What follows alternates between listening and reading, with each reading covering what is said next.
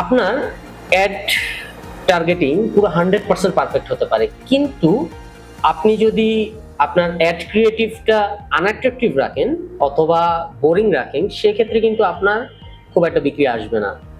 কেন? কারণ মানুষরা আমাদের অ্যাটেনশন স্প্যান খুবই কম।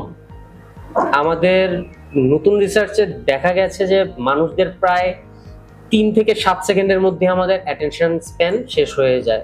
সো আপনার কাছে খুবই খুবই খুবই একটা শর্ট টাইম স্প্যান থাকে, যেটার মধ্যে আপনি আপনার কাস্টমারকে অ্যাট্রাক্ট করতে পারেন। যদি আপনার ইমেজ হয়, সেক্ষেত্রে আপনার ইমেজের মধ্যে আপনার হুক ব্যবহার করার চেষ্টা করুন। যদি আপনার ভিডিও হয়, ভিডিও কন্টেন্টের মধ্যে হুক ব্যবহার করার চেষ্টা করুন।